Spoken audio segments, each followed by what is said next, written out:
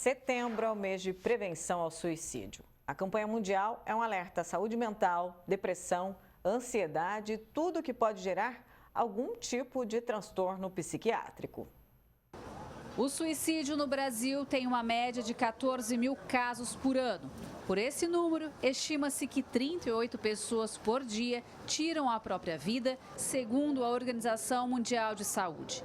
Entre vítimas de 15 a 29 anos, é a quarta causa e morte depois de acidentes no trânsito, tuberculose e violência interpessoal.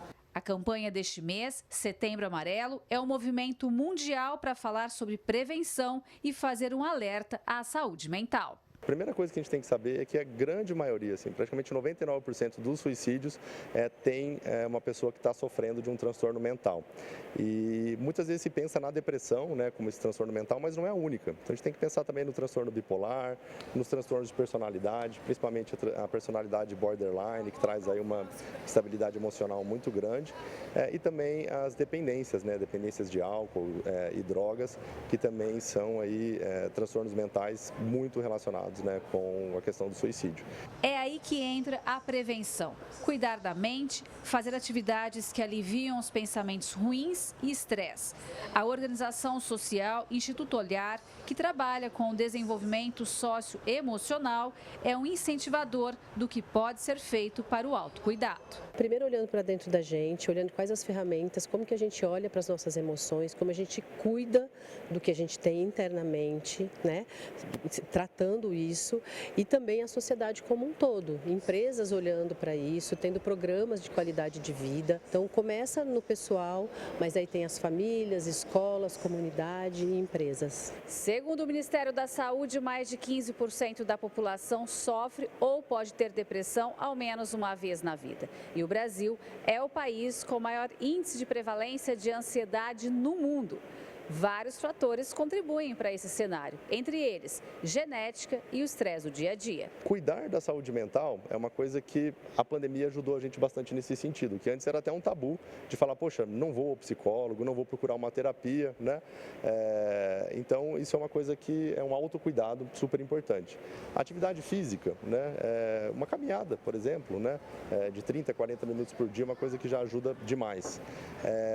Pensar sobre as questões do dia a dia, né? Então, por exemplo, de como que a gente lida com essa situação do estresse, de como a gente encara os desafios do dia a dia, de tentar levar de uma maneira que faça sentido para a pessoa, de uma maneira que traga prazer, que encontre o propósito dela.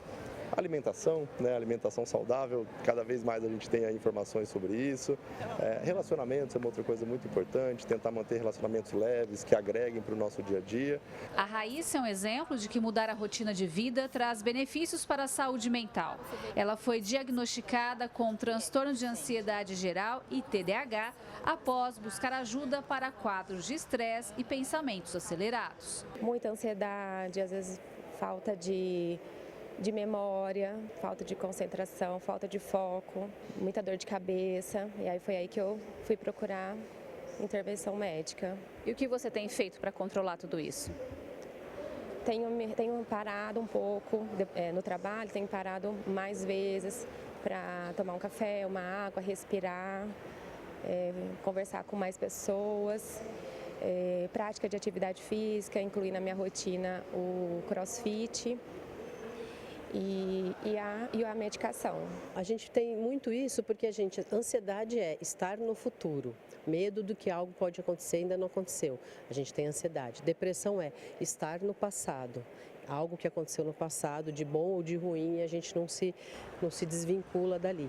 Então, a gente nunca está no presente, a gente está sempre com medo de algo que possa acontecer, né? Ansioso ou preocupado e triste, depressivo por algo que já aconteceu. Então, a gente precisa olhar para essas emoções, precisa resolver isso dentro da gente. Gislene Lopes para o Jornal da Clube.